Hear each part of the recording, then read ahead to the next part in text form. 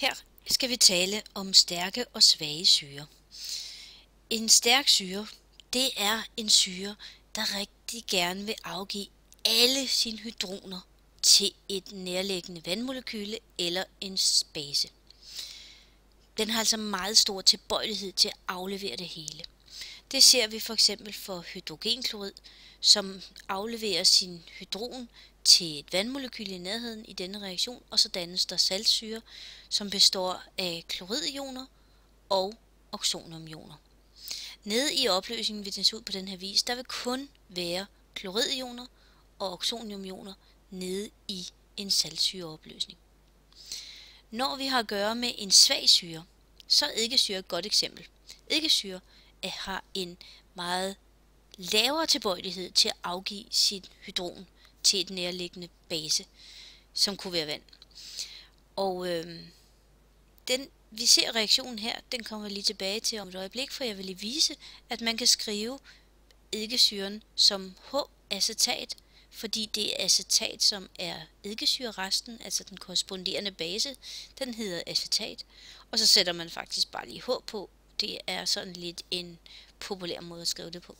Men under alle omstændigheder, nede i opløsningen, der er der nogle få acetater, nogle få oxonium, men de fleste vil være på formen eddikesyre. Godt. Men den reaktion, der sker, det er, at vi har eddikesyre. Den ser ud på følgende vis, hvis det er molekylmodeller, vi bruger. Vi har et oxygenatom her, som har en hydrogen siddende på. Når så den her H+, altså hydronen, afgives til vand, så får vi acetat, som er negativt ladet. Men i samme øjeblik, som det er sket, så kan oxonium, altså den hydron, der er afleveret til oxonium, den kan leveres tilbage igen. Og så har vi igen et eddikesyre og et vandmolekyle. Vi bruger dobbeltharpuner, fordi reaktionen går altså begge veje. Og det har betydning, når vi skal tale igen om, hvordan skal vi så opskrive de her reaktioner. Vi skal selvfølgelig som sædvanligt, som for eksempel her med salpetersyre, det er en stærk syre, den afgiver alle sine hydrogener, altså alle hydroner til nærliggende vandmolekyler, når det kommer i vand, og bliver til nitrat og oxonium. Det er en fuldstændig reaktion, og derfor skriver vi en reaktionspil på den vis. Den går kun fra venstre mod højre. Når vi så har at gøre med en ikke-stærk syre, som enten er middelstærk eller svag, så ved vi, at så foregår reaktionen kun delvist. Og det vil sige, det er her, vi bruger de her dobbeltharpuner. Så man kan altså se på, om det er en reaktionspil eller det er en dobbeltharpun, og hvorvidt det er en stærk eller en svag syre. Når vi så har at gøre med en syre, som indeholder for eksempel her 2 hydroner som i svovlsyre, så har vi at gøre med en dihydronsyre, di for 2. Svovlsyre kan afgive 2 hydroner, men kun 1 ad gangen. Det skal I være rigtig opmærksom på. Kun 1 hydron afleveres ad gangen i en syre-base-reaktion. Og det er ligegyldigt, hvordan det ser ud. Kun 1 hydron udveksles.